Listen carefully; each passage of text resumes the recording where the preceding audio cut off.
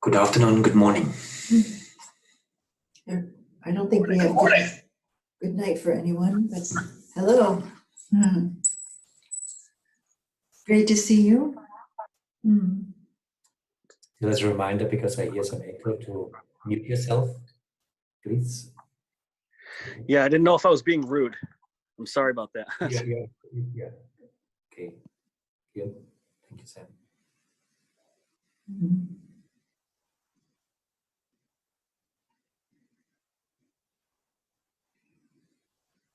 Just as a first question, how are you, everyone? And maybe if someone has a reflection. We just have an earthquake here. Pardon? We just have an earthquake. Oh, really? Like Where are you? seven in a row. Wow. Where are you, Narita? In San Juan, Puerto Rico. Ah, yeah. Okay. And it was really scary this morning. Wow. You But okay? Yes. Wow. Okay. It is too much adrenaline this morning. Right. Puerto Rico's really been hit, hasn't it? Yeah. Yeah. Right. Yeah. Wow.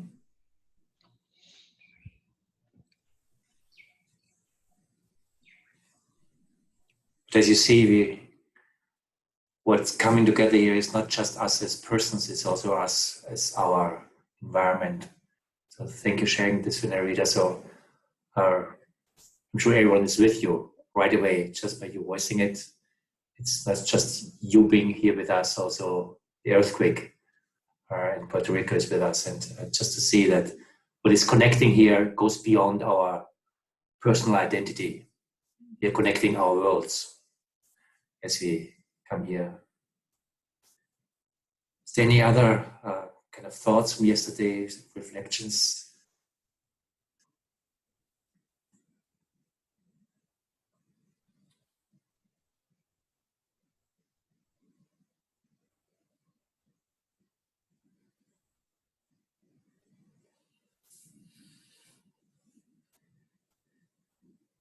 Something wants to be shared before we dive into the program? Also, maybe a good moment just to arrive. I just wanted to say how grateful I am for this experience. I've learned so much and learned from what went wrong is from my point of view and what went well. It's been wonderful. So thank you to you, both of you, and to everyone who's here. It's just such a great experience. Thanks, Liz. Thank you, Liz. Thanks a lot. And we're not done yet. We still have 3 hours to go. See what we can make happen together. Yeah. Maybe I could say, yeah, go ahead. Yeah, hi everyone. I was here in the morning yesterday and I wasn't on the first 2 days, but I also echo Liz. It's so special and I've had a very profound experience being here. And I just wanted to speak to your practice of, with a large group, sending us into optional breakout rooms after the end, just to see if we'd like to talk in a small group way with some of the other people in the group. And we just had I met 2 people I hadn't met in the previous breakout group, and we had a really rich experience. We actually did some experiential dialoguing as well to work on questions people were coming up with. But yeah, I've never done that before. I've been thinking about how we could bring more of that, the sort of before and after a workshop experience that's in person gatherings into online. And thank you for that. It was wonderful. Yeah, it's interesting because in so many conferences, it's the coffee breaks where everything happens, right? Or standing around afterwards and saying you want to go to dinner, and being, finding people who you want to connect with, and you have to think about how to translate it into this kind of space. But that these little breakout groups, or stay in the main room. It's like when you hang out in the big auditorium and you meet a bunch of people meet in the back of the hall. It starts to get that sense of of of more normal engagement rather than all of a sudden it's the end and everybody disappears from the screen. In fact, there are some new ideas we haven't implemented yet, but we want to implement. One idea is to create an additional Zoom room as an hangout room with an additional address where people just basically all the time just can go there and see if someone is there. So that in the break, you have a breakout a room for your break in a conference, you have a room just to go there and see if someone is there and to connect. And to have some creative ideas how you can create an inspiring environment online. We haven't really found out how of it yet, what is possible. We are all just beginners mm-hmm. and we are learning. In fact, in our morning group, we had one conversation that was very interesting because we talked about how the setting is different than in a conference because we meet just for 3 hours per day, but on 4 days. And how this creates a different experience because it gives you also time. People mentioned how it gives time to reflect, and some people were journaling. And we started talking about how it is also something that in itself could be also seen as an advantage of the online meeting, because part of the reason why we basically have a morning to evening conference is because there are hotel rooms to pay, there's a place to pay, so there are travel costs, so we have to push everything into morning to evening. Online is different. We can weave it in with other lives and make, as we do right now, have an experience where we meet 3 hours a day and then reflect on it, whatever. This is also something that is possible in this way, which is not possible if you meet in person, because there's so much money involved. In order to meet, you can't kind of stretch it out. Mm-hmm. See, there are downsides on the online, but there are also upsides. And you're more confronted with the limitations because you know, oh, this is not possible here. But it takes more time to find out there are different possibilities that we are not aware of. So we are in the process of finding out. Mm-hmm. We thought it'd be nice for you to help us open the space again, to invite us to pay attention to what we're now all part of as we begin this session.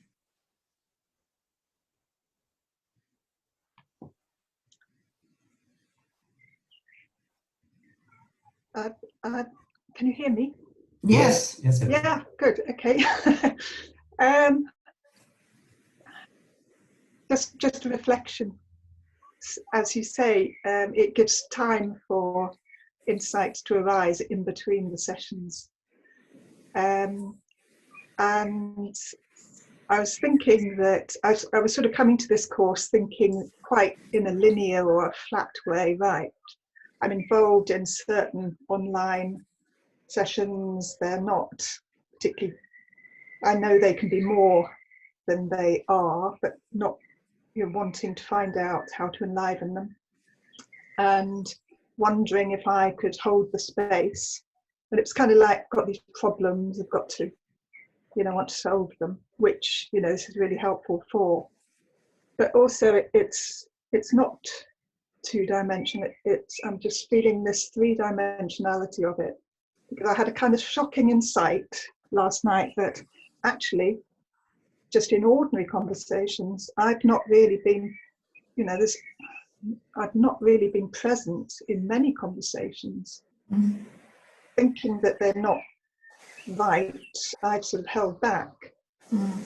But if I'm present, then the most ordinary and mundane of conversations or interactions actually light up. Very true. I don't, I haven't got an immediate idea of how to apply it, but that doesn't matter because it's like an instrument. It's learning to use an instrument that's a new instrument.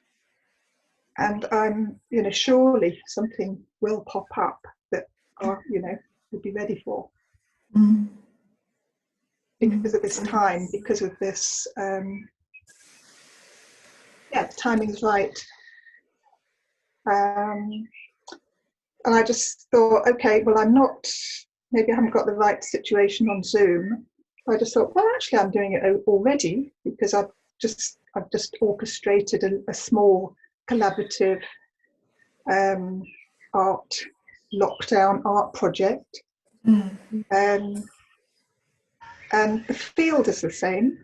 The language is beginning to emerge that's familiar to this situation.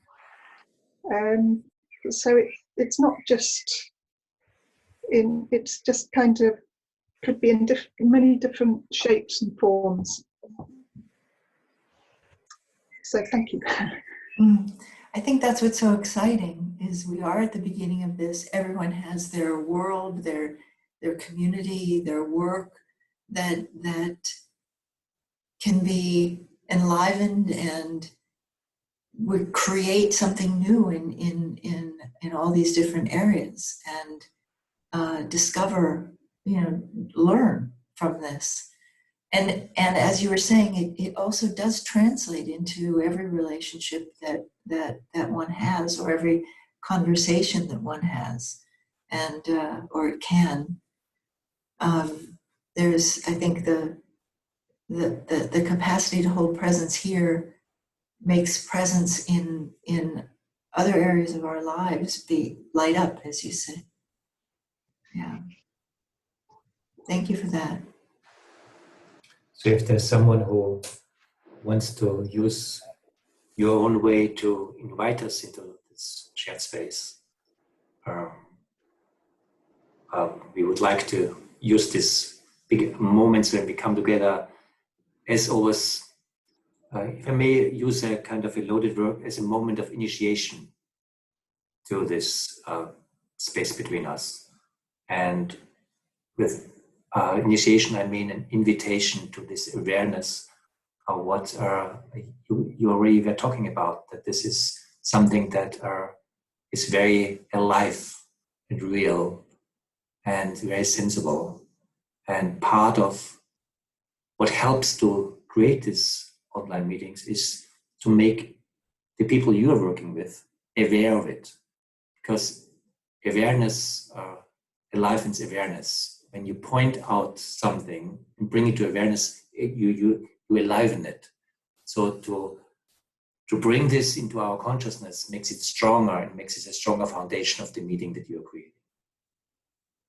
So anyone want to help us open up? Yes. My own. I Gabrielle have got there first. Oh, was there someone Go else? ahead. Yeah, it's okay. Go ahead. Go ahead. We have time for both.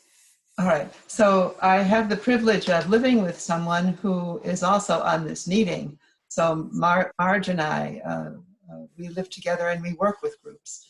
And we have been working with this sense of how to have a cohesive sense of the presence of the group. We are separate in our everyday lives.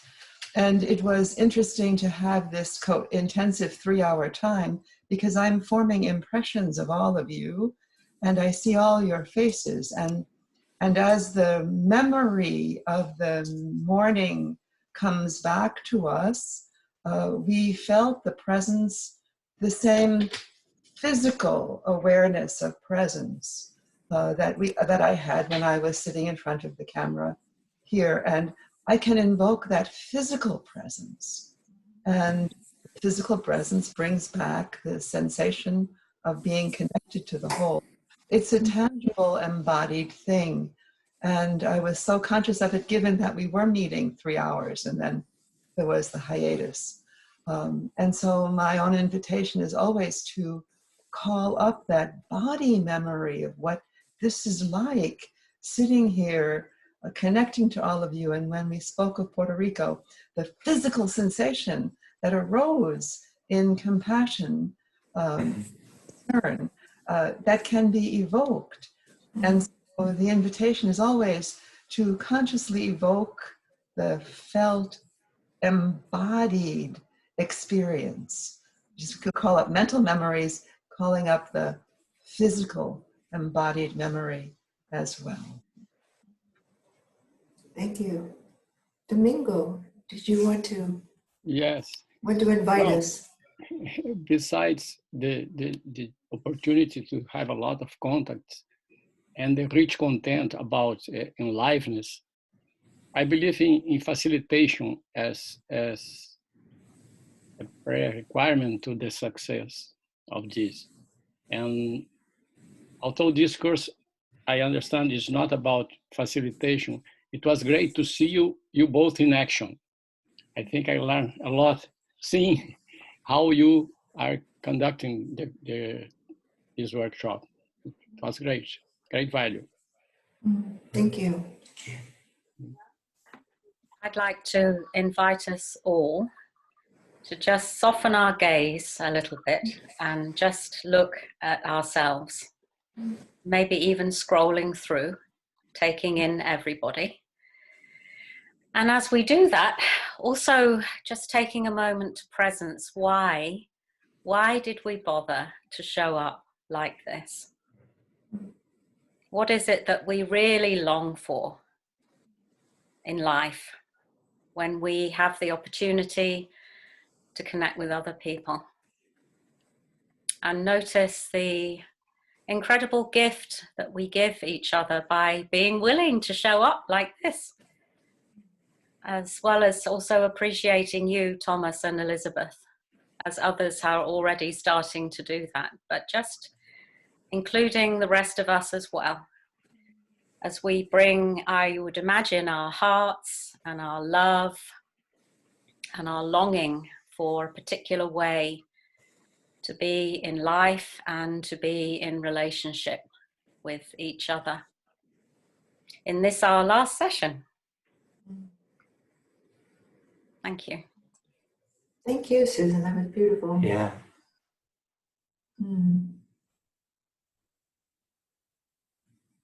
So I would like to try, Thank you. Go ahead, Peter. Yeah. Just be aware that you are sitting in your room now, but you see there are so many rooms. Everybody is sitting in his room, and try to expand to all these rooms, to all these individual rooms, and somehow they are connected. And isn't it that somehow they are all one? It's only one room, if you sense it. Yes, and there's space for everybody. Thank you. Thank you, Peter. Thank you. There are obviously a lot of creative ways, and we're just hearing a few of them, of calling us to the coherence, to being here and being present together. And there are a lot of innovative ways that people are doing that we can introduce each other to this space or create an opening for this space.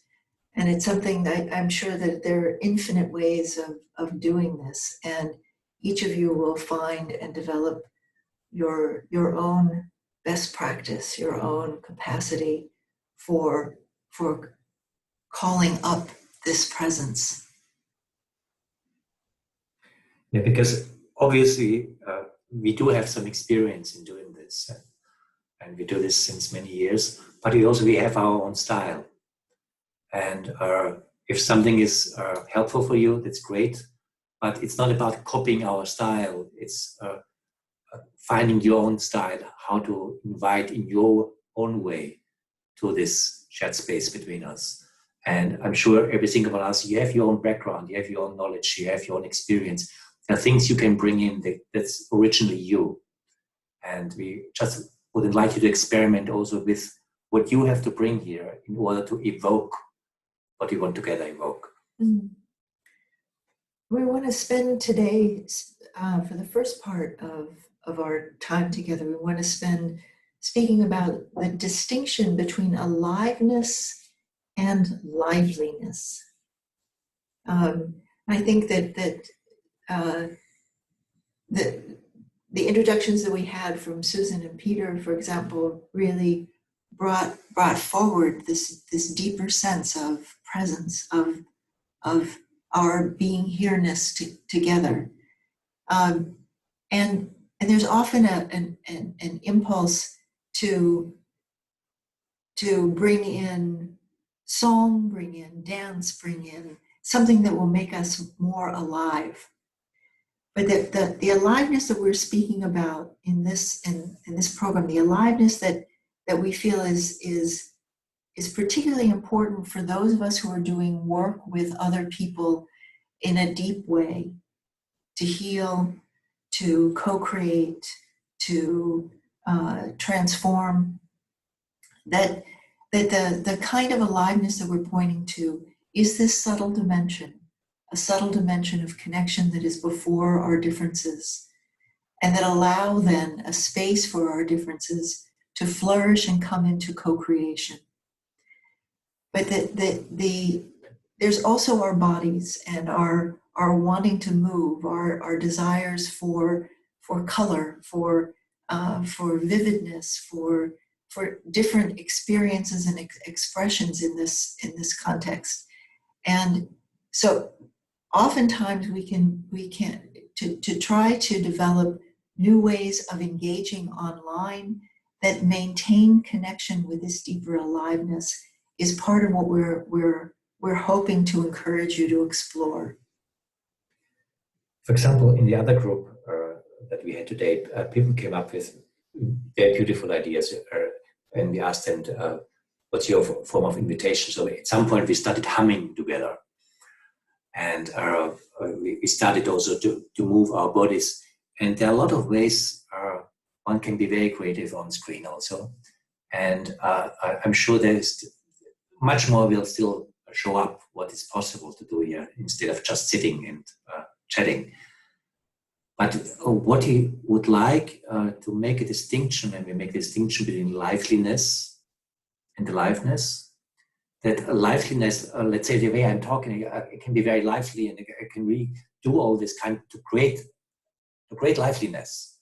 But it's a form how to do this. Aliveness is a core. And sometimes one can be very still. One can be even, or we all can be very still for a lot of time sitting here and have a very soft voice, or maybe even meditating. But there's something very alive in the stillness. The stillness is moving us, although we are not moving. And the reason why we make this distinction is because this is the essence of it. The aliveness is not identical with the liveliness. The liveliness can support it, but sometimes the liveliness can be also a substitute for the real aliveness. I just make all this kind of because I don't really know, and basically I'm missing the point because the aliveness is something underneath. Mm. And when we're able to distinguish one from the other, we can also use liveliness in the support of aliveness. And I even to add to that a bit, the aliveness is what allows co-creative emergence. It's the alive, something that is alive grows. It moves, and it has motive, it has intention. And being in touch with this is the deeper movement of life between us, which is the place where we want to get to in our work together online, is a different thing than, as Thomas was saying, the form by which we engage, and to be able to bring this emergent capacity, this co-creative capacity alive between us, starts with our awareness of shared presence.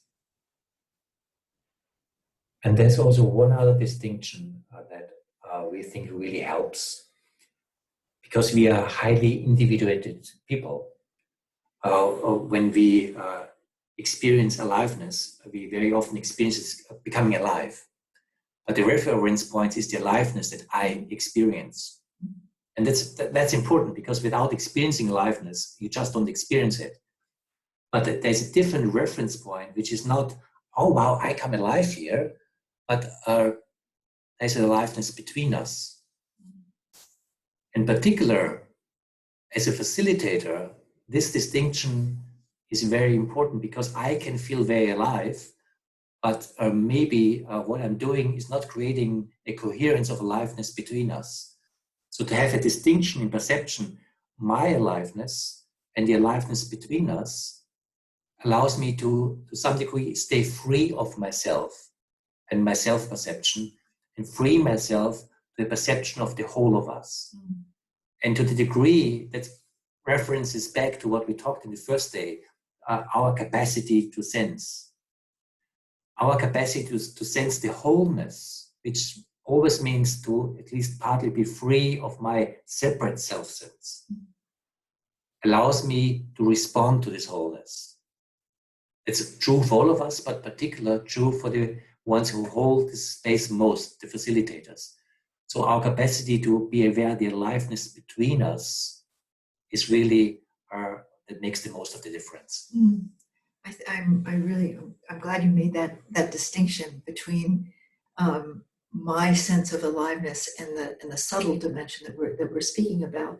I've seen a lot on Facebook advertisements for people saying you need to facilitate online, and the guy's, it's like he's a circus ringmaster, and it's all like woo woo woo.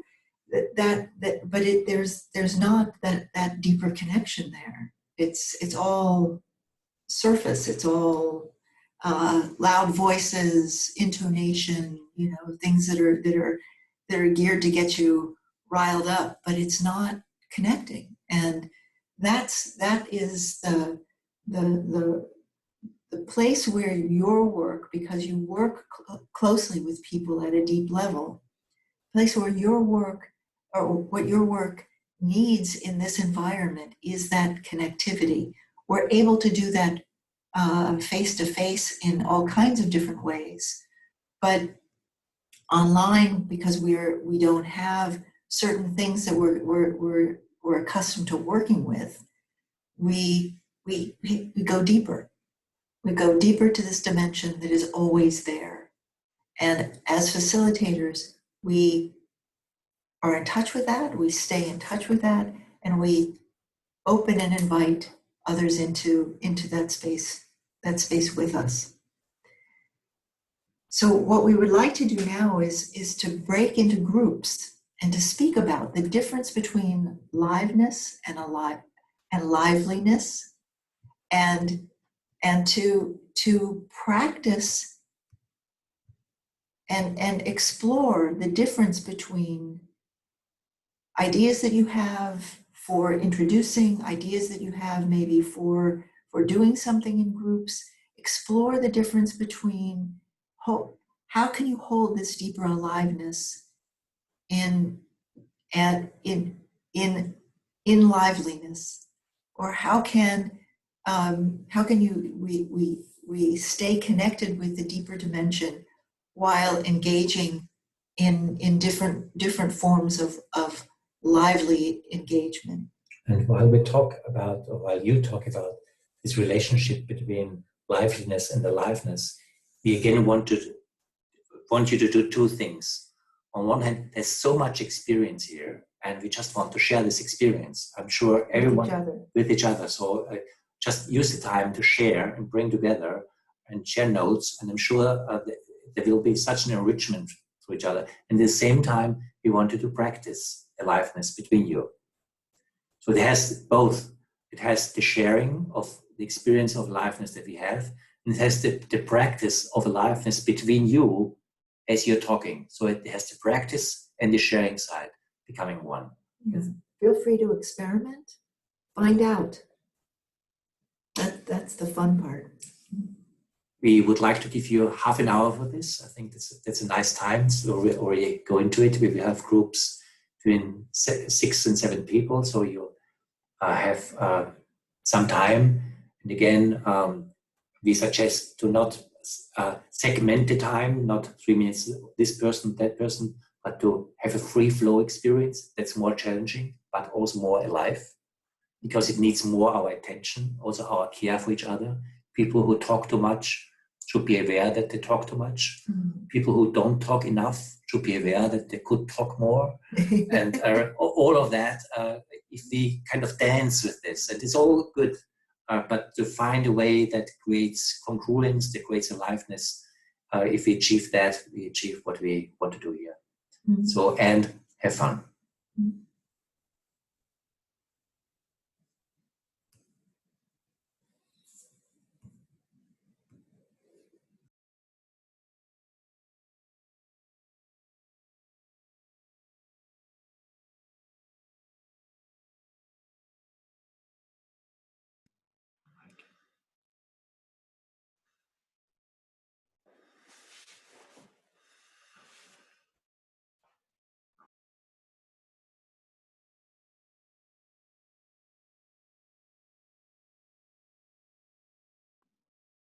Welcome back.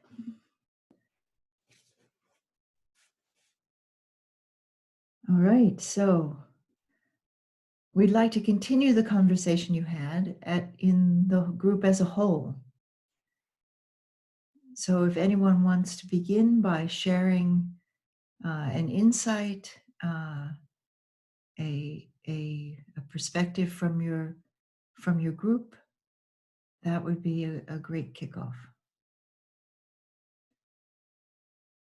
Yes, if I may. Sure, Rick. So moved right now with this aliveness, with this. And one of the insights is that the more and more we stayed with this present aliveness, the sensitivity to what was emerging continued to grow and deepen. And each voice was expressing right in the moment a deeper sensitivity to what was emerging. And it could feel itself feeding, sort of, I want to say feeding on itself. The sensitivity was becoming more. The level of listening was becoming more. And the level of expressing was becoming more. And it was such an amazing, delightful, it was a self-delight. And what was shared was, it was like whatever this aliveness is was awakening more and more to itself. And it was profoundly alive and profoundly significant and meaningful.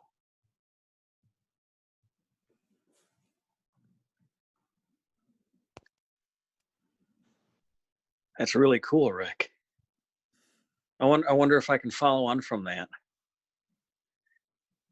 You know, it's almost, sorry. Go ahead. Well, because it's all, I think Rick's pointing out the difference between true aliveness and liveliness. You know, because we can have something that makes us feel quite lively, or we want to be an activist or political or whatever it is. But it is so useful for me to shift out of this me space that we talked about that reacts to feeling lively, say, and shift into this we space where I can question what's truly most alive for me and for the we space, our collective, etc. Because it's just so silly when you look back at what was most lively for me or what I need to do, that it was so sort of inconsequential when faced with the bigger we space. And I appreciate that Rick pointed out that dynamic. And I think that's what we notice over time, whether we're online or not, or just the greater purity and the greater evolutionary potential of the dynamics between us. And just watching someone who doesn't even know about any of this start to turn on and to come into the we space of their own sensing with us in our conversations we might have with them. And just being able to sense that alive, it's beyond words for me.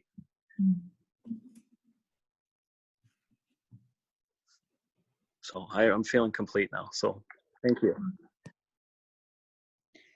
I have such a big feeling. It was like if I more space open in my chest, and I was able to feel not only because we played with the lights and the silence. I was able to hold different feelings inside of me, like what Rick was talking about.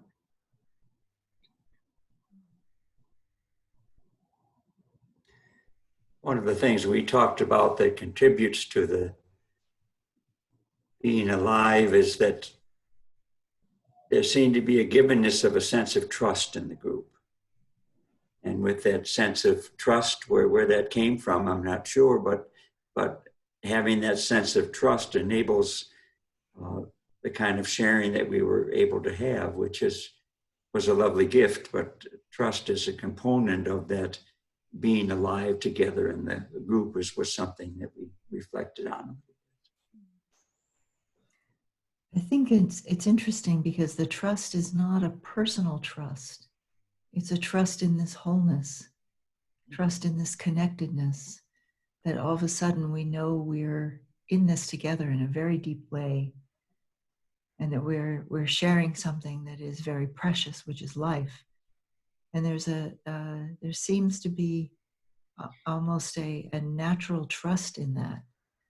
And I often feel myself, it's like that it pulls me to something, a better part of myself, because I want to be worthy of that trust that is part of this field together. Yeah, I'd like to ask about that, Elizabeth.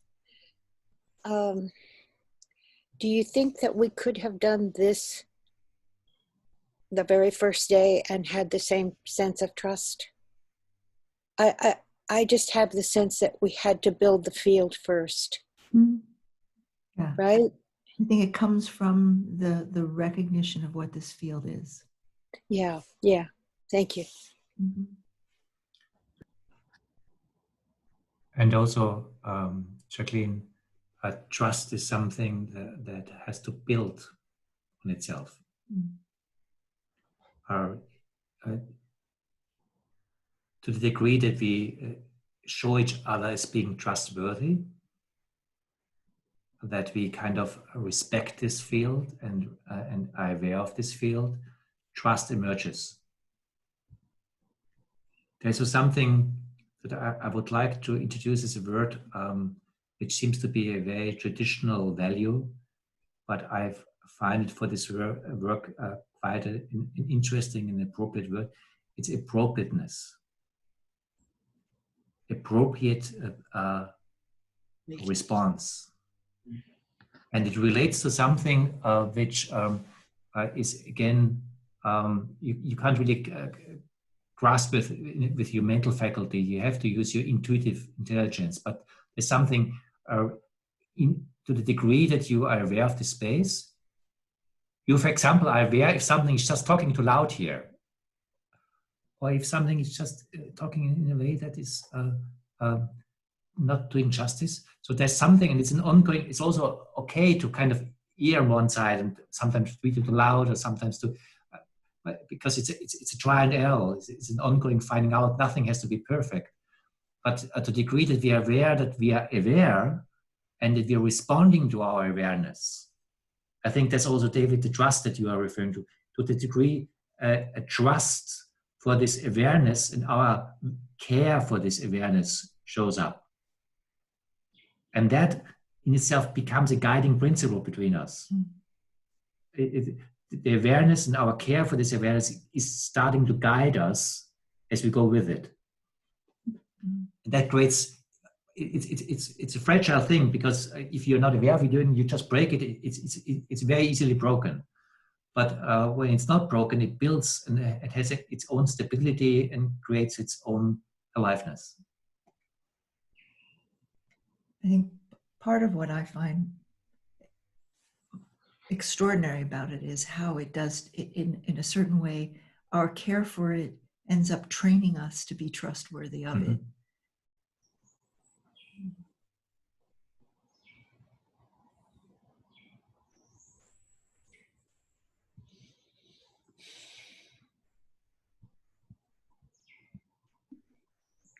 There's a sense of something peeling away and of dropping in an easeful way with a light touch that is allowing more than a doing, or as Evan in our group beautifully pointed out, it's not efforting toward.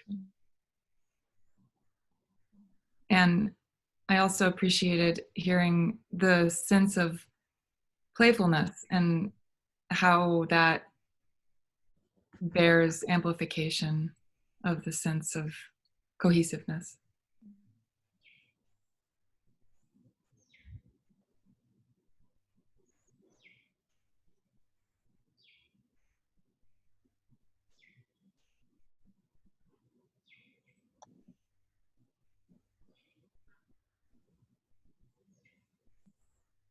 I'm just wondering about the place of liveliness in the possibilities of connecting to the shared aliveness. Just because in our group one thing was shared but we didn't really talk about it, was one of our group members works with children, and she was saying she would use practices of liveliness, as I understood it, as a kind of way into a shared aliveness as the group. But with the young people, the children, it felt like you need to start with the liveliness. That's how it seemed. And how I would connect with that myself in this moment is, like, I'm not feeling totally connected kind of to the conversation right now. And I was thinking that how do you have shared aliveness? Like my fear is, I feel I quite often get in environments where one person says, oh, don't we all feel this amazing aliveness? And then the next person, yes. And it's kind of with this, like, quite a holy voice. It sounds like to me, like my little child gets activated or something. And I'm not feeling it, or I feel excluded, or it feels a bit dampened or something, or in me. And at least, so getting, when you're feeling aliveness, and that's amazing. And I know Rick was saying it was this incredibly moving experience he was having. But how do you hold it and name it for everybody? And I suppose that's what I was thinking, maybe sometimes liveliness things, like I sometimes do singing and action songs with children. I don't know. So I'll bring this to a close. But one other thing that happened in our group was someone said something that was very vulnerable. And we found that created aliveness. So I guess that's why I quite like either a little bit of singing and dancing or moving, or maybe someone who can say something vulnerably, because it just kind of makes somehow creates an equality. Like everyone touches into their vulnerability or their silliness when they make a movement. And for me, it kind of dissolves, vanishes, sometimes a bit me and them. They're all having this holy aliveness up there, and I'm down here feeling a bit left out. So just share that. Thank you so much, Ali. If I may just respond to Ali, the easy answer is what you're asking for is a mastery that we are all striving for. Because I exactly know what you're talking when we talk in this very, very sacred voice, how we experience the beauty between us and how this is just emerging, and don't you feel it, how this is? Interesting enough, when you really carefully listen to this voice, it doesn't come out of trust. It comes out of, I try to enforce something. I try to kind of, because I don't trust that something is really between us, I try to create it in an artificial way. If I really trust, I don't have to do that. And what you're asking for also, sometimes a friction has to be part of it, because otherwise the wholeness is broken. And to be aware of it, how to hold the friction in without fragmenting, that's an art. For example, what I appreciate very much with Zen, Zen Buddhism, they laugh in the face of sacredness. They kind of basically, if you say something sacred, they slap you in the face. But they do it in a way where you think this is nihilism. And they go very close to where it is nihilism, because it basically do the same thing like nihilists do. But they do it in a masterful way that something opens up, that I experience as sacred at the same time. That's mastery. Also, do not cross the line because some people then try to do Zen, but basically what they do is just nihilism. And they completely miss the point. Yeah, I think that's a mastery to strive for, and we're playing with it and trying out, and we fall, and it doesn't happen, and that's okay. It's part of it too. I also wouldn't want to exclude the people who are deeply touched. You know, that's also, there are those who will come online and on fire with this aliveness quicker than others. But I think that's part of the reason why we're directing your attention away from yourself and what's my experience and where am I and how is this working for me, to actually really paying attention to what's going on in between. What is happening between us in the whole. That in some ways, I mean, all of this is work in progress, but facilitating a context like this and paying attention to the whole, it doesn't become anyone's experience. It's something that is about what is emergent actually right now between us. But I think that my experience is my route into an experience of the whole.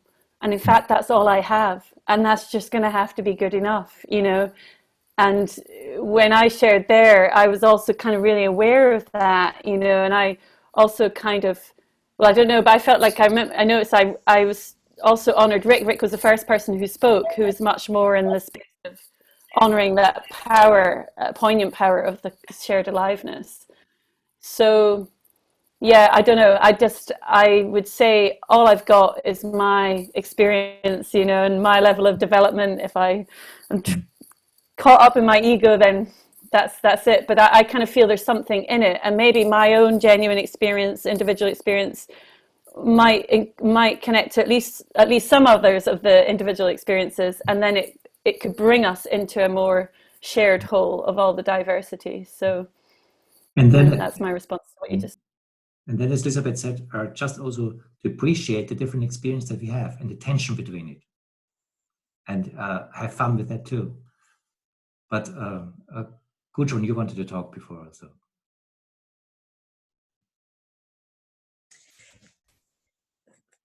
I'm very thankful what you said, Ali, because for me it belongs together, liveliness and aliveness.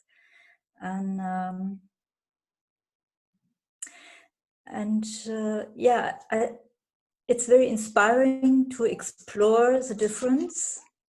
But for me, these are there are subtle grades between, and there is a danger of being too aware of, is it really the deep aliveness? So to be too self-aware.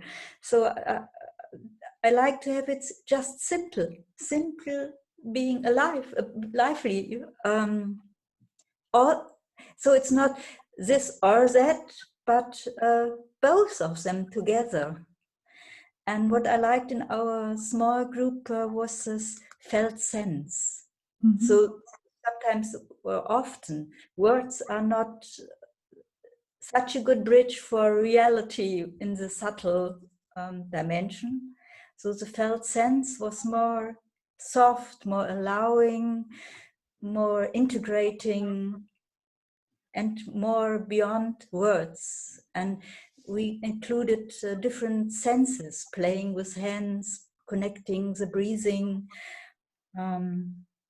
Yeah, it's the eyes, it's the hearing, it's what is happening in the body, what rhythm is playing with us.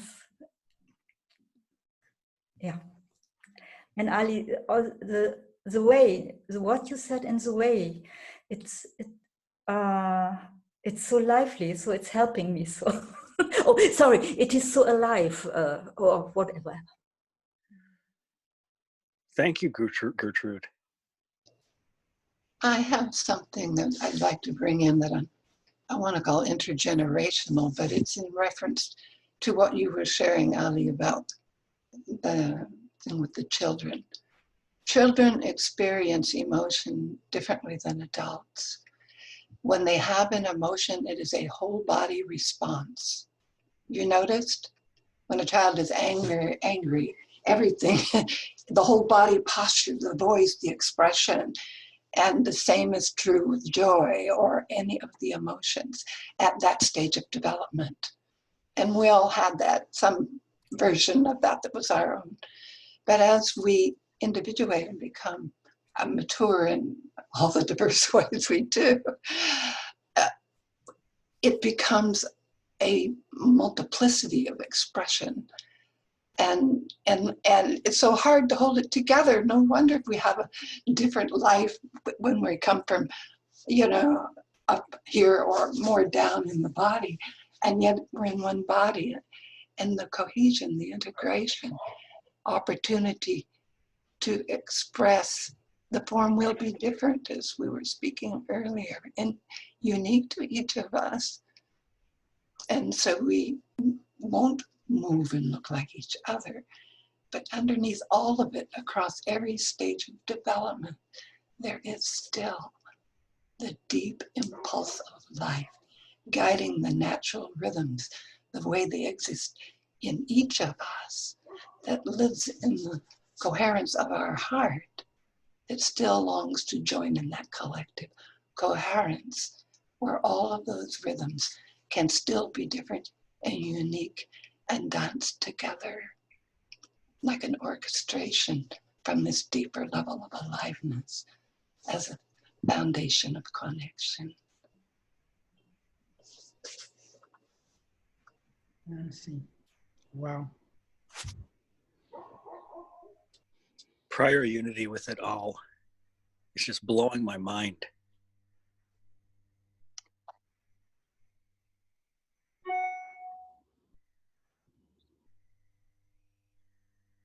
And I experienced in our group, like, the aliveness comes to the group when somebody speaks from its core, before thought, from what is there right now, and I'm with it. I'm with what is there in me. I can't first me, or I don't know, in me or with me. And I'm daring to express it. I'm daring to not more the way I'm daring to share it. I felt there comes an aliveness just popping out. Nobody knows where it comes from, but sometimes suddenly it's in the room. And like, Well, thank you for that, Peter. That also reminds me to bring something in that I find very helpful in talking about kind of cherishing and holding this aliveness, is how do we bring in opinions and the difference of a dialogical space and an opinionated space. And there's nothing wrong with the opinions, but there's a different attitude where I bring in my experiences, what I believe in a way where it is, as you say, Peter, an offering for the space, and I'm curious what will happen with that. I don't know. Or if I have an opinion, basically I'm identified this is right and you should hear. In a dialogical space, what I bring also in interest that something is opening up between us, and I hold this space of not knowing. In an opinionated space, and but has its own dynamic, particularly when several people bring in their opinionated space, and then it's opinion with opinion, and you are in this kind of dynamic of right and wrong and wrong and right. The space in between us and the life space usually diminishes. And the care and the curiosity, what's opening up, what's emerging between us, is mostly what makes the difference. And usually, that's the danger of it. When I really have a strong opinion, I don't care so much about the space between us, because I more care about my opinion. And there's really something I need to tell you, and you really need to hear it. And basically, what's happening, the relationship between us is completely forgotten, because I really have to tell you this. And part when you have this in a group, how to invite people to also go beyond opinion and be aware that, yes, it's great to have opinion, but there's something alive between us. Let's work with that, and let's see what emerges out of this. That's part. And so much of that depends on the context of the conversation. The context of the conversation that we're in now is to explore the emergent quality of what it is that we're touching into together, what it is that we're experiencing. And Thomas refers to dialogue all the time, because it's that a dialogue is not a one-way street. It's something that is held between people. It's not even two people. It is a collective, and to maintain the connectivity in between us, we this dialogical character of what it is that the way that we're engaging upholds the wholeness and the connectivity, because each of us is at a point of curiosity, not knowing, and that which is essential for real dialogue to happen.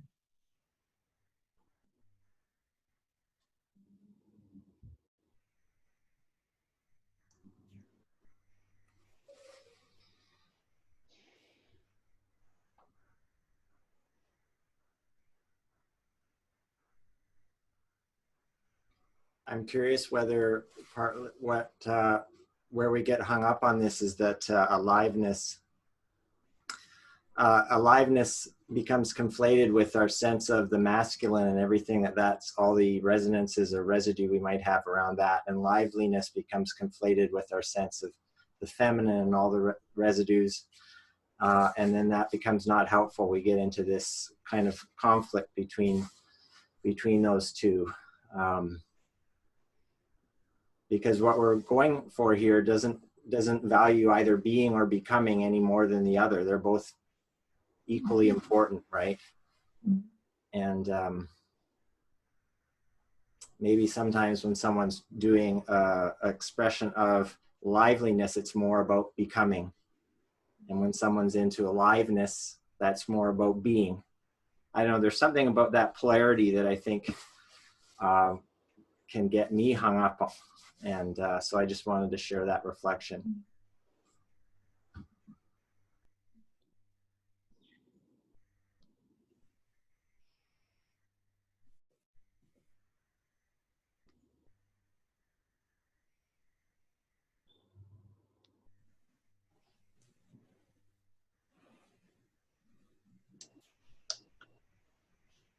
It's interesting what you say. We're in a time of redefining roles, and most certainly the roles that men and women have had across time.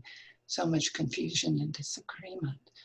But at the biological level, you know, the Taoists understood the yin and yang of life. That is, it's that deeper level, you know, where life is coming together, and it's in all of us.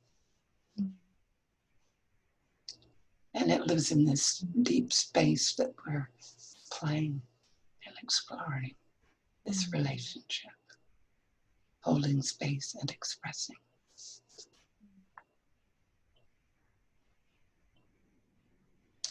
Yeah. Thank you. Now we're going to move to our break from this place. And again, it's a 30-minute break, so you have time to really walk, stretch, do yoga for a bit, get some tea, coffee, eat, touch a tree, smell the flowers. Get some rays of the sun. Yeah, feel it touch you. You also can stay here if you want. The space is open. You also can have more screen time, although we recommend to go somewhere else. And we will see each other in 30 minutes. See you.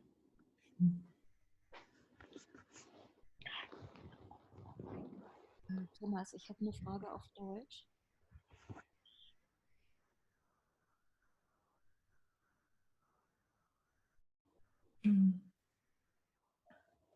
Hello.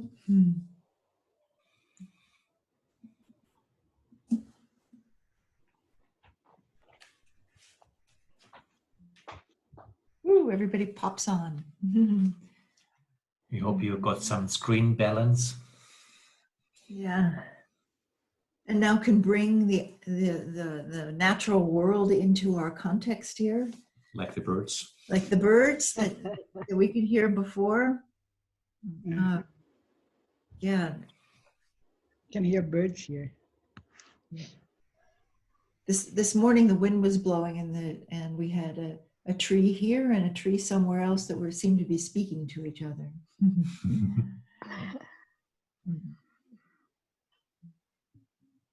Great. Okay, so what I would like to do next is speak about some of the topics that we're going to cover for these last 2 days, and then we want to open it up for Q&A so that you can ask whatever burning questions are in your hearts right before we end, and then we'll bring it to a conclusion. But I wanted to point out, and we yesterday's theme was designing for presence, and today it's designing for process. And what we've been modeling and the way we've been doing what we're doing is really what these topics are about. So, for example, we are paying attention to, in designing for presence, we're paying attention to when does the field of consciousness, when is it stronger? When is this presence stronger? When does it get too homogeneous and more diversity is needed? When is there a need for integration of different perspectives? To be aware that in working in this space, we're working with this wholeness and our diversity within the wholeness, and that we want to maximize the way that we experience connection on screen. So we're concerned with the rhythm and tempo of the meetings. I mean, Thomas has spoken to that quite a bit, about the beginning, middle, and end in creating an orchestration of how we'll come together, and where we will differentiate and where we will cohere, and really working with these dynamics. I mean, just a very simple thing that all of us are aware of, that in the beginning you have to create an opening in the coming together, and in the end you have to create a closure that brings things together. So that the form is whole. Whatever that means, in different contexts, that means different things. But whatever the whole form is that you're creating, if it's a form of 1 hour, or if it's a form of 2 days, or it's different. But to be aware, what is the opening? Also, there's a climax usually, at least one climax that has a certain a certain dynamic in it. And in the end, what does things round up that then come together so that the form becomes whole? And usually you can think about it, but you can't plan that, because the form is a co-created form. So what you have planned to be the form, if it's exactly what you have planned, maybe it was not alive. Maybe you just basically imposed something on everyone, and you just pulled someone through your own form, but it was not a co-creative form that you created. So if something is really alive, you, to some degree, should end up in a different place than you anticipated. because something new should have emerged that you have not planned on. If that's not the case, maybe you have not allowed emergence to happen. But at the same time, how to allow this to end, come to itself, and make a round closure. That's part of creating form. That's, and doing that in every session, like, so we did that with every day's process, and also across the whole. And also to say that yeah, things need to come to a conclusion, and hope that they end in a different place than we started. That's the whole point of learning together. But also that in talking today about designing process, about bringing in liveliness, making sure that nature becomes part of our context online, because that's very important. And because nature also energizes us with its aliveness. To be honest, when I mentioned the bird, I mentioned the bird because I like the bird, but also because I want to make a point. I wanted to use the opportunity that the bird was here before all of us to basically open the space of our dialogical space beyond our space right now, because it changes when we are not just these flat appearances to each other, but we are aware of the same when Puerto Rico comes in, the same when Australia comes in, when we talk about the space, the room that we're in, to allow the multidimensionality that our human existence is about to be part of our coming together, because our coming together is not flat screen. We can dim it down to flat screen, but if we are aware and if we are skillful, the multidimensionality of who we are, the multidimensionality of our interaction can become alive. And it's part of skill to just talk. The way how we do this mainly, and maybe you have other ways, is talk to it, bring it in through language, name it. Which is language is invocation. Which is invocation. And by doing this, the world becomes alive. And in that, one can expand the limits of a purely online context.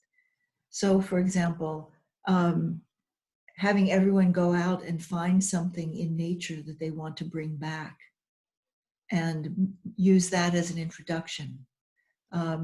Creating ways of introducing yourselves, introducing the people that you're going to be working with in a way that brings their context, their unique context into this little frame. To have people, if you're doing some form of ceremony, I know a number of people who are here are ministers or are working with hospice, in hospice situations, or with people with funerals, that to how do we allow people to bring something in and to create a shared altar together on screen. And of course, again, this is not appropriate in any kind of meeting. There are meetings where you don't create an altar because it's maybe not the right thing to do, but there are meetings where maybe it is the right thing to do. And we have, I think we mentioned it, a good friend of ours who is a shaman, who in one online ceremony that he did the whole ceremony with outside with a fire next to him, and asked every one of us to have a fire with us in the form of a candle. And it changed the space dramatically, because it was not just this computer. There was a living fire behind him, but there was also a living fire next to me that was not just pixelated by the computer. So the element of fire was there through all these dimensions. And then in a different ceremony, he asked us all to bring water. And basically, he blessed the water, and we all just drank the water. And there was something, we were all around the globe drinking a glass of water after being with someone who is blessing it. it was an experience of the elements with us, in us. And I really didn't care that there was a computer part of it. In fact, it was great because I allowed me to see him, but the computer was really beside the point that it allowed us to see each other. It was completely unimportant. But it also allowed us to have candles and water from all over the earth at once. You know, honoring all the waters of earth and in different parts of our of this beautiful planet. So there are ways in which things that you don't think that can be done online to be creative about, and to realize that because this is a consciousness medium, a lot travels in this space in ways that you might not think is possible, but as you can experience here, it is that this capacity to be able to sense each other's presence here. We can also sense the element of water, or the fire, or air, that it or even prayer together, depending on what it is that one does. It can become very powerful. I mean, talking about prayer, there's one meeting we had where we met in a certain context also for a couple of days, and one friend of us, she is Iranian. She lives in Germany, but is Iranian. And it was in the beginning of the Corona crisis, and there was a lot of uncertainty and fear in the room. And we talked about a lot, and she said she really would love to pray with us. And what she did, she started to recite the Quran with us. And I've never been in a Quran recitation. It was just something that really, we were in it together with it. And it's a living experience of Muslim spirituality that I will never forget. And I'm just bringing this as an example because it happened, and it can be all different kind of things. Just to not believe in the limitation, that's all, of the screen. There's so much possible beyond the limitation, just because we as humans can connect in all of our dimensions as soon as we connect. And the computer is just a help to connect. In fact, it's not the only connection. The real connection that we have is not, it's supported by the computer, but the real connection is our consciousness, that we are aware of each other right now. That's the real connection. Technology is just a support of this. And in that, so much is possible. Great. So what I think with that, I mean, we want to encourage your creativity, and your creativity in working with this wholeness, this consciousness, this collectivity, in bringing in your own expertise and particular contexts into this work. And I'm sure that there, I mean, there's just so much that we can do. Of course, we're not saying that one can do everything that one used to do or does with people face to face and arm in arm, and but there's a lot of creativity that we have yet to unleash here, and we're encouraging you to do that. And I think so. If you look at the topics that we had for yesterday and today, and bring that into your own planning, your own work, I think that you'll find that they're helpful and thinking about what we did here will give you an anchor into what that could look like. But again, I know that we have a very creative people here who will probably come up with new ways of engaging that no one's thought of before. And with that, I think what we would like to do is now open the floor for questions, for any questions that you have, anything that you're thinking about or worried about, or an insight that you've had, or things you have missed. things you still want to bring in, points you want to touch. All of the above. All of the above.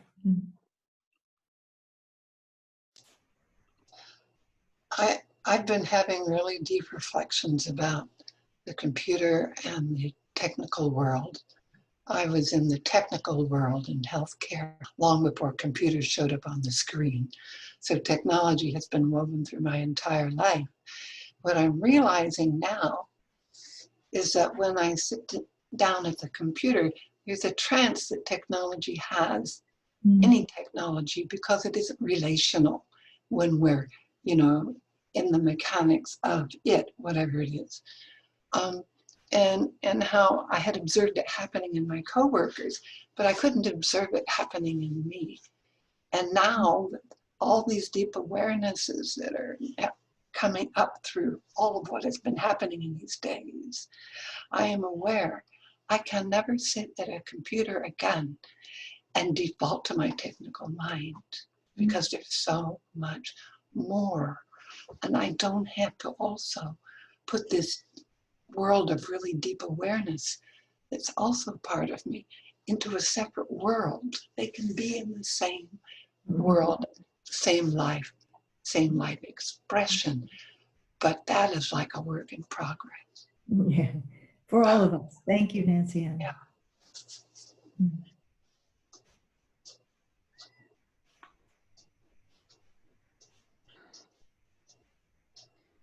What would you do if you want to communicate with some of the people that we have talked in small groups or hear them in the floor?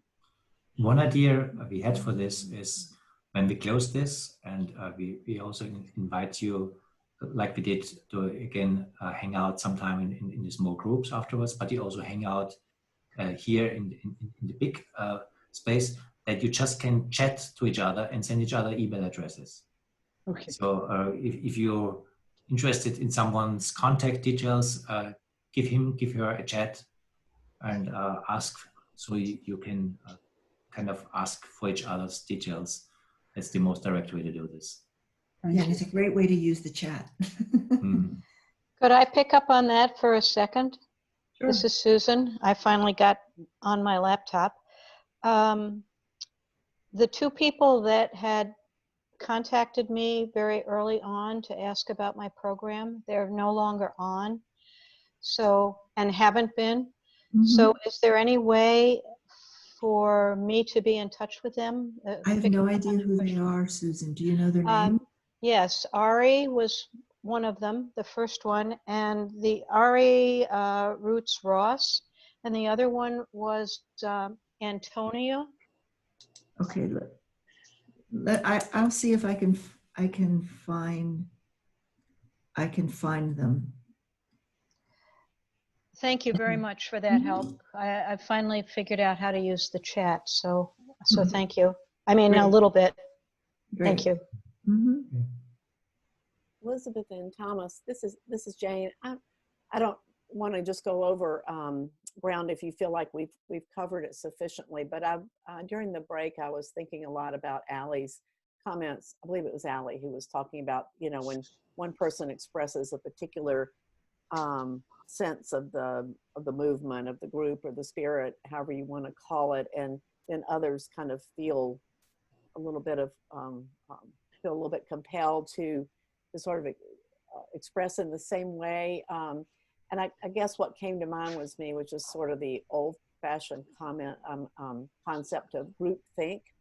And I just wonder if you could say a little more about how we invite people to have different reactions and share in different way, and express, from their heart, and at the same time not have everybody feel like, oh my gosh, I gotta say the same kind of thing. Does that make sense?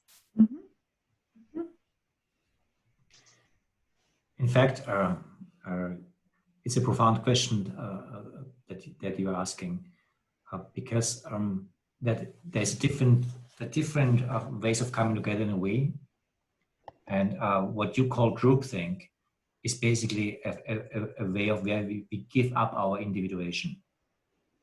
And we just fall into something, either in basically we just follow the tribe or we just follow the leader, usually one of them. What we try to work on is something completely different. We even have a term for it. We call it trans-individuated spaces. Trans-individuation because it includes individuation and it transcends it at the same time, where we, in all the multiplicity that we are, make a choice to come in something together that holds the difference and the unity at the same time. And that's a very different thing, because I have to be fully myself in order to do that. I can't fall in line, not with a leader, not with a herd. I have to be fully myself, and we have to co-create something that holds this tension between multiplicity and union as a living whole. And it needs every single voice to do that. And it's a fragile thing. And I could talk for hours for that, because it's really of a different dimension. I think that's really what we're heading for, because otherwise it's just going back into some tribal identity or in some group something. And great, we feel the intimacy of a group, but there's no free agency in this. Mm. And what we, I think, are aiming for, should aim for, is of a different dimension. So, in fact, thank you for bringing it up. I stop here because I intended to. There's a lot in this, because it's so important to really make the difference that you are making. Mm. Yeah, it really. I think it's so feels so essential to the depth to which groups are able to go. If there's that, if there could be that core honesty. I guess maybe it goes back to the trust issue too. But to say, you know. In the sense for the whole, in the interest of the whole, you know, verbalize something different. I appreciate that. Thank you. Mm. I also wanted to add that and Thomas touched on this, that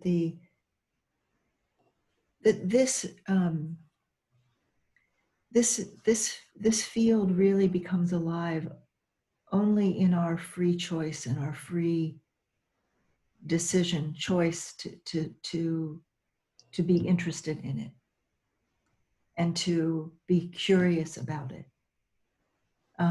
If you notice, we didn't tell you what this experience would be like.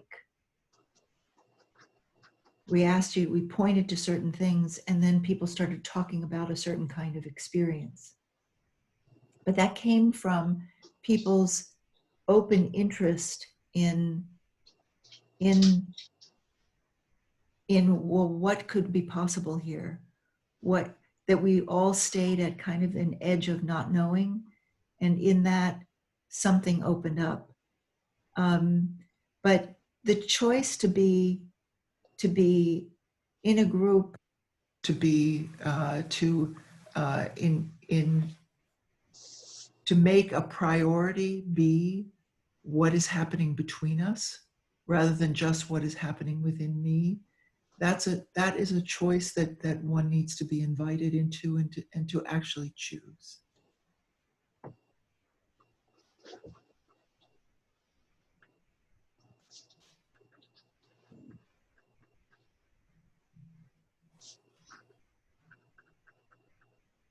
I have a question. Mm-hmm. You now were referring to choice, and I sometimes work with groups where not all people choose actively to be in the group. Mm-hmm. They come from a certain company that are sending people to a workshop. So in that sense, I have some limits on like this we space, and I do everything I can to invite free agency, and I can be sort of not making any restrictions on you need to participate this or that way, but giving people options and trying to see what is alive for them in this context, if they can connect to it. And at the same time, it's not always possible. So some people who are disconnected could disrupt the group, or by even in this virtual space, you can even see them more actively because everybody is on the screen. So that could be even more influencing. What would be your take in this context, if you could add something here? Obviously, we're in a better situation than you are. Because we all choose to be here, and that it's a fantastic privilege. And as you are pointing out, not everyone has this privilege to be with people who chose, in that sense, to be here. And the best I can answer this is to work with invitation, because when people feel invited and find a reason to be there, even if they have to be there, you can evoke their choice to be where they have to be. And it can be different. It can be just very, very simple, basic, because you have fun together. They have to be, and also just we have to be here anyway. So let's be here. Let's also choose to be here because we have no other choice anyway. And all I'm saying, and it depends on your skill, your background, the setting, to be able to formulate an invitation that people can agree on. And I really consciously use the word invitation, because people must feel that they are invited to, because only if I feel that I'm invited to, I feel that I have a choice to something. And they do have a choice, because they physically have to be here, but they inwardly don't have to be here. So to see just maybe out of respect for you, to make this choice to also inwardly be here. If I feel that you respect my choice and you ask for the choice, the likelihood is higher that I, out of respect, for example, or out of other reasons, make this choice, and then you're in a different situation. It reminds me of work that I did with girls who were like 9, 10, 11, who no matter what you brought, they hated it. You know, if you brought anything into the room and said, let's do this, you know, what about playing this game? It was like, we hate that. You know? And so what do you do? You know, what do you do? But that was the ritual. And the ritual of acceptance of the adult was to tear it down and then and as an adult not then force them to do it, or to go, okay, then your turn. What do you want to do? You know, that there's an engagement. And I think this relates to something that we may have spoken already here about, which is to be in the present with the group that you have, not with the expectation and even hope and even very precious longing for something different to happen, but to be with the potential of the group as it is. And that can be very helpful to stay present with what is going on, instead of constantly in the back of your mind going, oh, God, I wish this weren't happening. I'm a bad facilitator, or this is a drag, or whatever it is that you're thinking. But to be totally present to really what's happening now, I think I think that's it allows you to stay awake and stay connected. There's something else I wanted to bring up, and I've forgotten it. Do you have something? No, just to add on what you said, because what you're just bringing, just to really be there for what is, by the way, particularly if it's difficult, a real spiritual practice. Mm-hmm.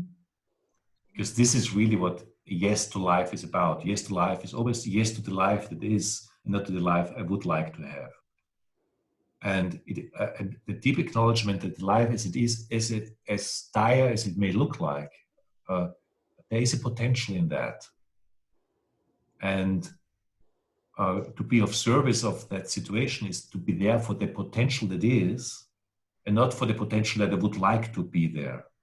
And that needs a lot of spiritual qualities, for example, humility and letting go and all.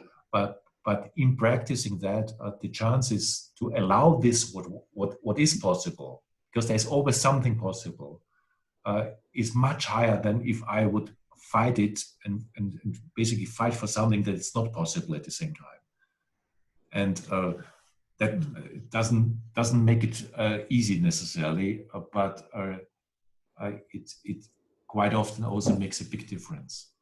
We've also, I mean, we have in the emergent dialogue work that we do, we have certain approaches or certain ways of working. And one of them involves, as we've said here, not already knowing, and or listening with more interest in what you don't already know. And certain things like that can be brought into a group that allows a group that has to be there. It's a business meeting, you know, they're supposed to be learning about this, or it's a strategic meeting, and everyone has to be there.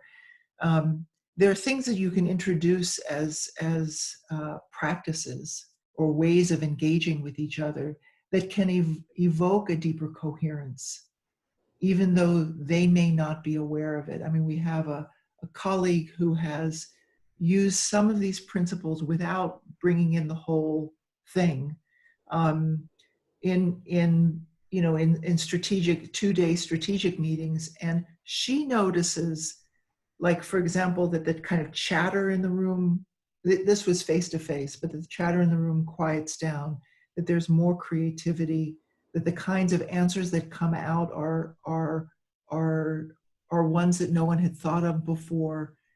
But the people who were there didn't say, oh wow, I'm now in an emergent dialogue and I'm actually experiencing the collective consciousness. They had no idea. But the context and the space that she held as a facilitator allowed just some small changes that actually had an impact. So, which also relates to what then is actually really possible in a group. Shared enlightenment among the entire group is probably not going to happen for any of us.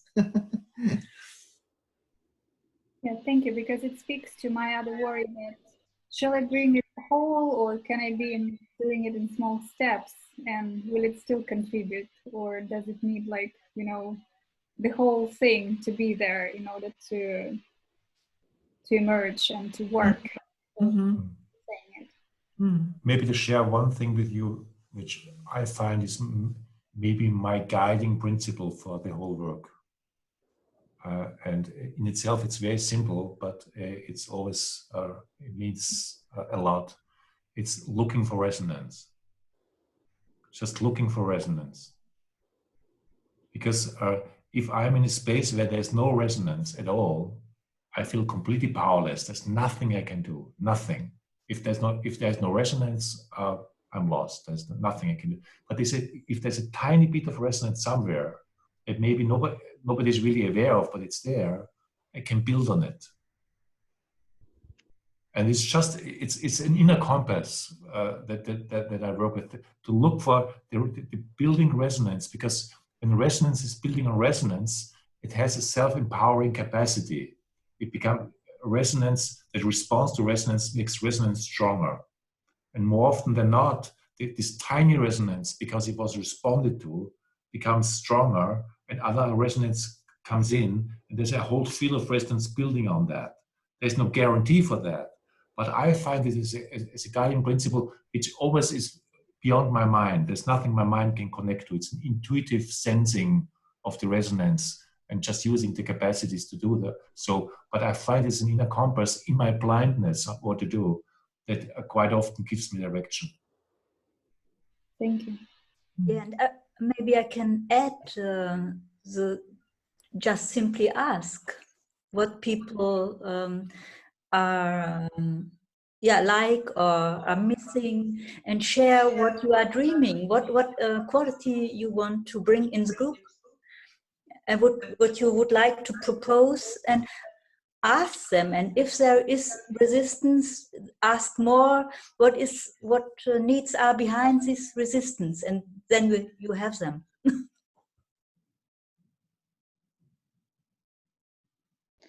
What is how, when you talk about resonance, are you talking about energy? How do you know resonance is working besides your intuition? Besides, I mean, this is an intuitive thing, right? Absolutely. But you do have a sense of resonance, don't you? Yes, and it's hard to explain, isn't it? It is. That's what I'm saying, but I call Yeah. it energy, so I don't, maybe it's a, yeah. Mm-hmm. Yeah. But and how you know is right is that things become more coherent, that things start to come together. Yeah. Yeah, like there is a flow. Yeah. I was actually commenting regarding the people who doesn't want to be in a group. I have a question that I ask, that is what, I mean, you know that you need or have to be in this meeting. What are the things that make you feel resistance to be here? I mean, things that you always or your life do. When you don't want to be in a place, your mind goes away. So write it down and think about them and see and be aware of how you're using them in here. And that's a good exercise in the beginning. It worked for me sometimes. Thanks, Sarita.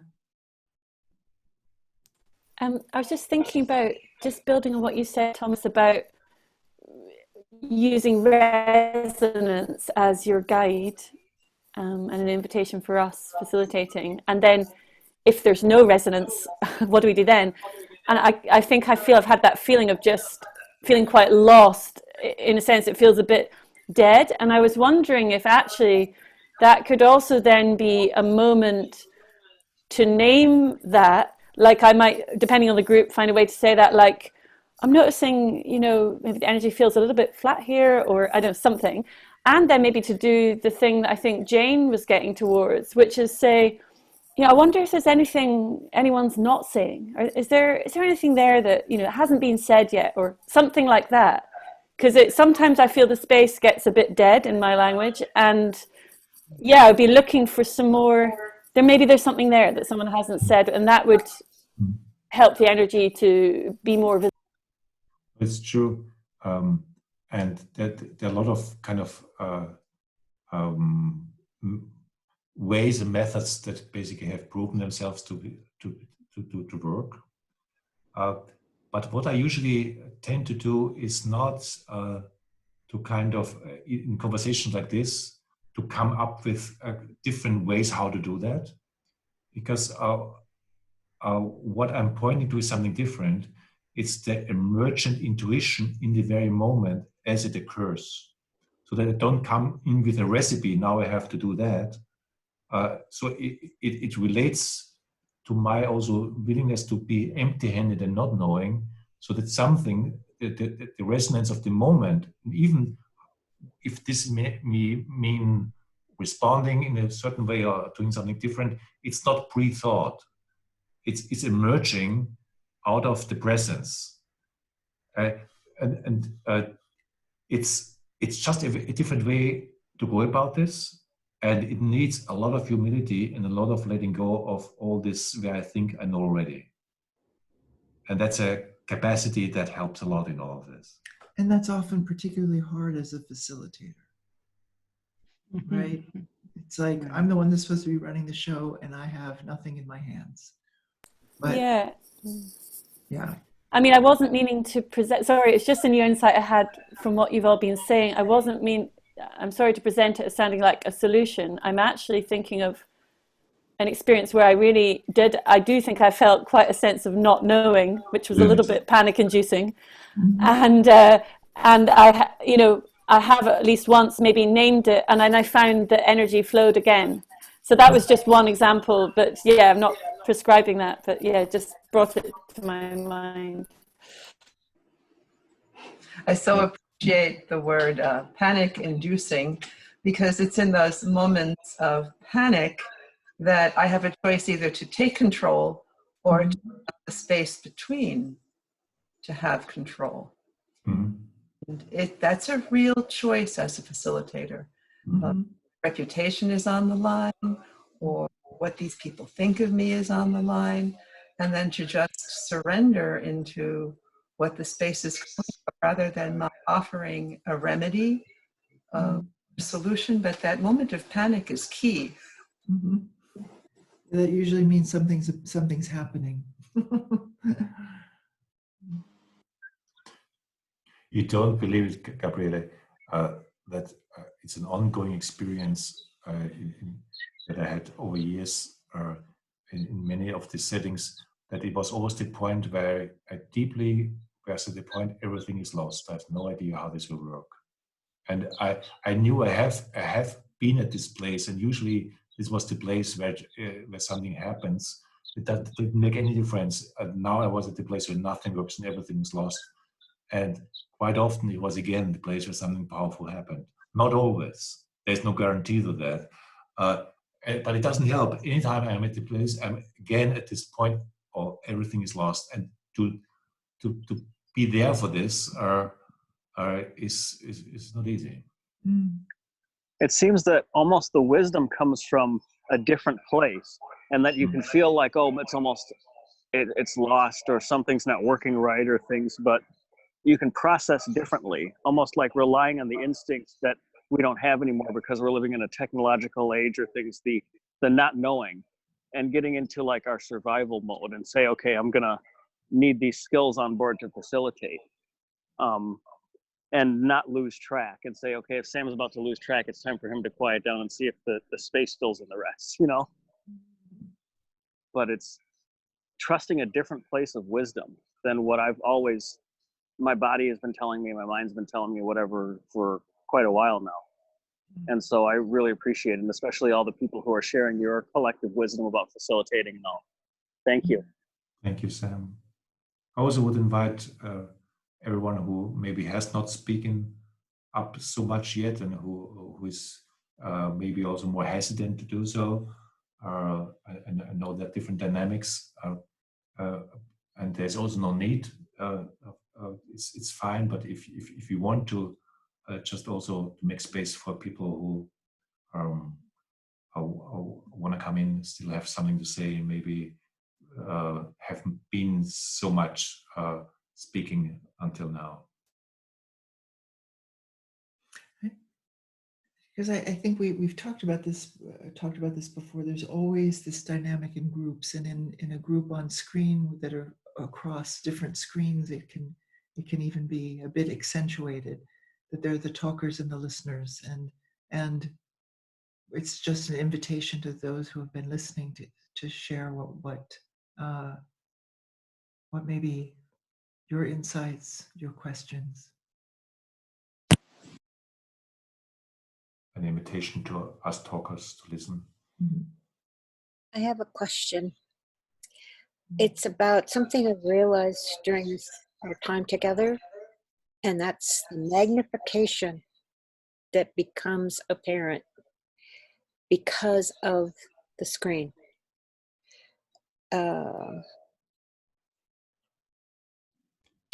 It can be negative or positive. And I think that my new awareness of this is something I need to work with. I've become aware of it in myself and in the groups and in others. As you know, there was one group that was absolutely sweet because of the ability to be quiet and just allow. And all 6 people were in that place of allowing. It was so beautiful. And the way it evolved and grew, and then we became more active. It was the active one, alive and active. Oh, it was just so beautiful, but it was so delicate, so nuanced. And that made the experience even greater. And then I'm also, in fact, I shared about this guy who does very alive workshops in person and how activated he is and how that works, you know, in a big room with hundreds of people. But he used that exact same way of being online, and it was just like being blasted. I mean, you couldn't take it. You know? So I'm just becoming aware of that magnification. So I thought I'd throw that out and see what you guys respond, how you respond to that experience.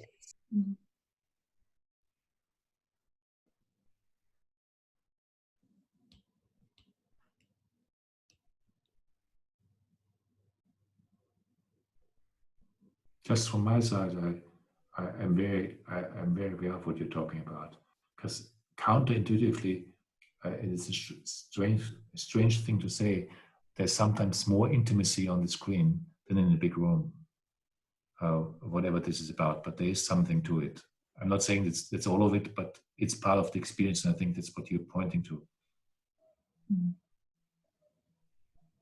I think it has something to do with the fact that this is so consciousness based, that you know, kind of gross movements or aggression, or you know, that kind of intensity it's like it really has a strong impact,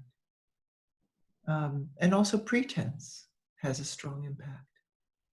You know, fakeness. And it's also as a facilitator, which is why, thank goodness for hide self-view. The weirdness of being on screen and knowing that you're being looked at or seen in a certain way. There's some way in which it feels different. I mean, it's similar to being in front of people in a room, but there's a way, I think, because many of us have developed personas to be able to be in public, and we have habits and ways that we work so that we're comfortable with them live. But here, because you have to communicate with a deeper part of yourself in order to really get across, I think, or particularly in the kinds of work that most of everyone here is doing, deeper work with human beings, there's something deeper that needs to come through. And so you're more vulnerable. You have to be more kind of a bit ripped open in order to make that kind of contact.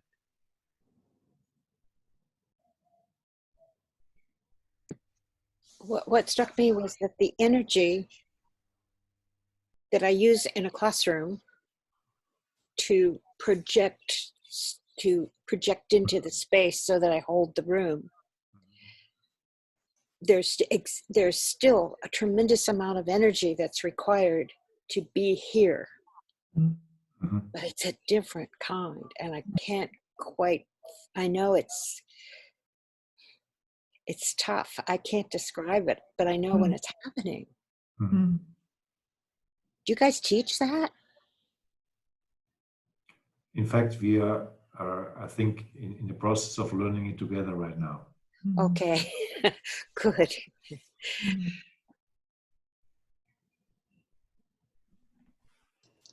I found it interesting what Jacqueline has just picked up on. This morning I was invited to check out a different consciousness event, which was all online and taking place over an entire weekend. And I am a massive introvert, and so I prefer to be online, and I've been to weekend events before, and they've all been the big high energy things, and it's completely wiped me out. And I felt the same response looking at the invite to this other event and just thinking, I'm just going to be exhausted, because it really does take that level of engagement when you're communicating online. And I just find that really interesting to see how my energy tones down. Whereas if I was speaking at a live event, how I can see myself being really amped up. I can feel that it's so much more powerful to be holding back and speaking slowly. It's just, yeah, that's really interesting observation. It really has made me consider the power of it all. Mm-hmm. Thank you.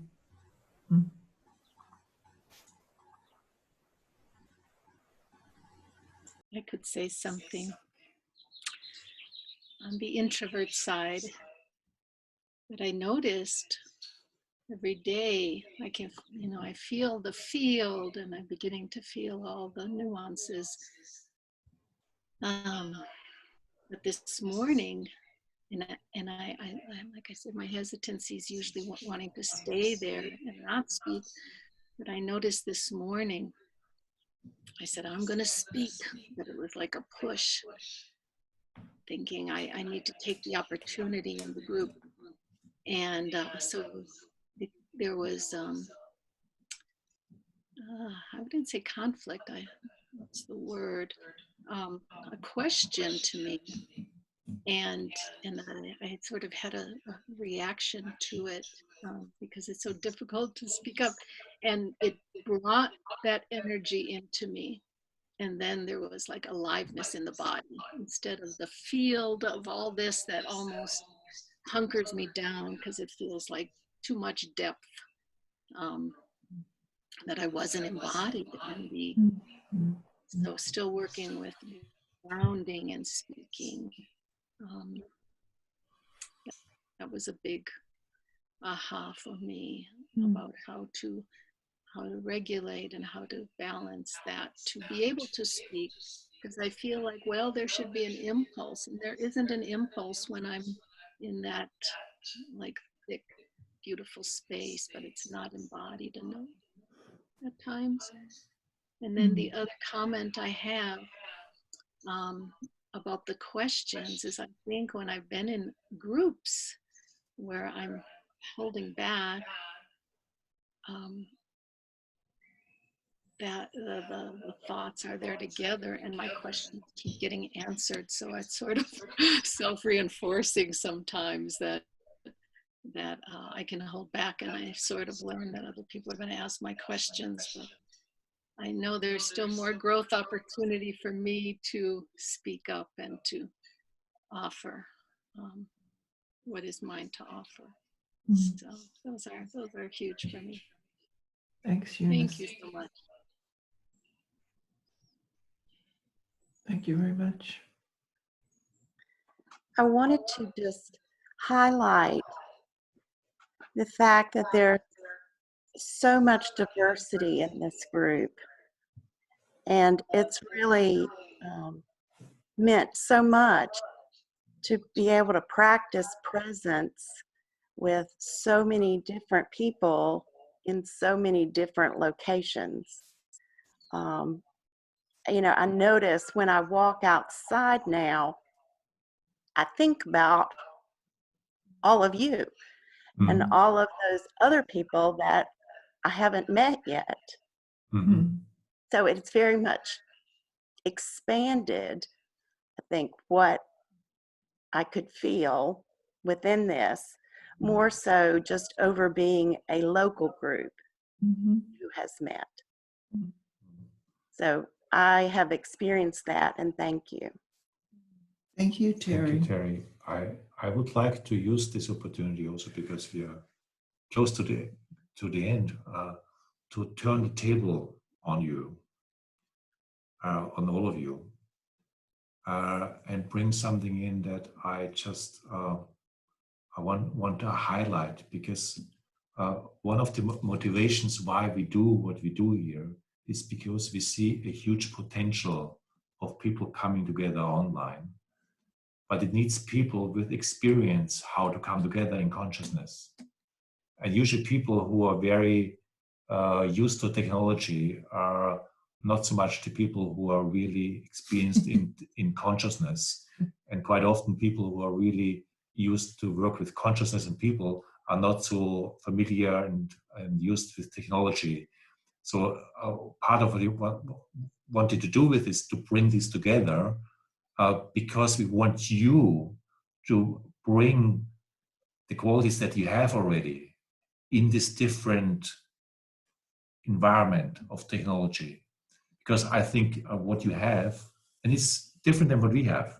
You have your own thing, and if what we can bring here is helpful, that's good. But you have to do it your own thing. But it has to be broad. It has to. It's maybe too much to say, but I feel that way.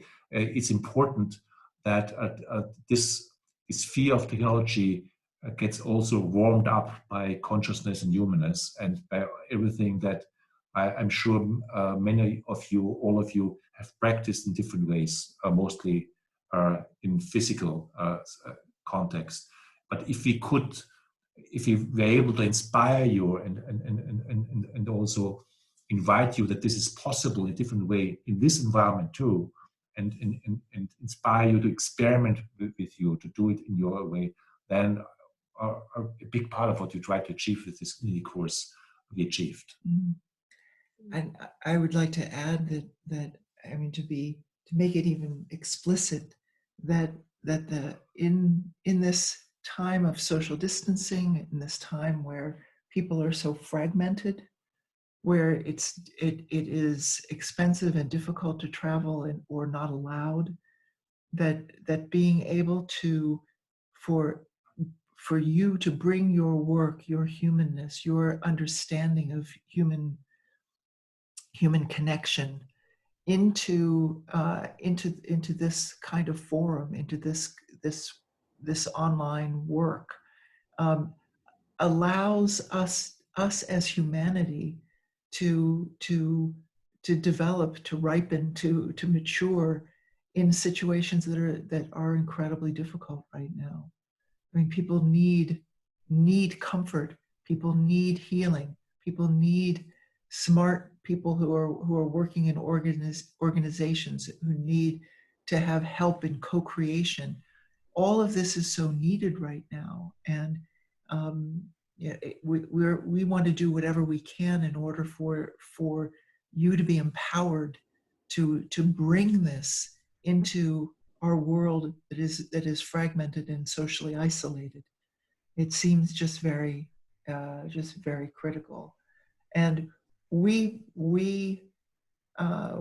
teach about this higher we and this emergent dialogue. We'll send you an email about it. We also would love to invite you back in 2 weeks to hear how it's going. See if you've taken the step to try to do some more of this on your own, or see how it's affected what you're doing. We welcome you to stay in touch, because this is our interest is for this capacity for connectivity, this consciousness to be spread across this planet as we are, and to create something that is a different potential between us as human beings. And there's also something that we always keep forgetting, and we always laugh because we keep forgetting. It's a very simple thing. We are very happy to give this course for free, and we are very happy if you feel inclined and are able to support this work with a donation, because basically this is what makes this work possible. And really, there's no pressure on it. This is a free course. If it's the right thing to take it for free, this is meant. You're welcome. You're welcome. This is meant as a gift. If you have the opportunity and feel inclined to also give a gift for that, we are very happy to receive it. and it's just really no pressure. It's all fine. It is meant to be a gift, and it should stay a gift. And we would like to thank you all. Where we make the donation in the page, how you can support the work and we'll send you an email and it will show you how to donate. all right. Okay. Thank you. Okay. I appreciate so much. You have given it to me so much. Thank you very much. Thank you very much. And thank you for being here, and thank you for your willingness to cross this boundary and find out what's possible. Thank you. And again, we will send you an invitation for 2 weeks to just come together, people who want, and I would love to hear from you. Again, this is the official ending right now. We will leave this room open, this space open, and we also open up the small breakout rooms before, so you can stay here or join the small breakout groups. You can hang out or you can leave if you have to leave. We enjoyed the time with you very much, and very much thank you for coming, and thank you for spending the time. Is it correct we will be receiving recordings for each of the sessions then? Yes. Yes, and probably within the week, we'll be able to get that to you, I hope. And just bear in mind that they're for you. They're not for spreading around. Okay? Yeah. And my second question related to that is, will we also receive the chat? There were some, especially, no. Okay. So just video. Yes. Yeah. Video. Okay. Thank you. Thank you very much. Thank you. Thank you. Thank you. Thank you, everyone. Thank you. Oh, will we repeat this training? Thank you so much. It's really wonderful. Will we repeat this training? Yes, we will try to do it in June. We're thinking about doing it again in June. Wonderful. Okay. Thank you. It was wonderful. Thank you, everyone. Thank you. Thanks to all. Thank you, everyone. Thank you, everyone. Thank you. Everyone. Blessings to you. Mm. Bye. Great.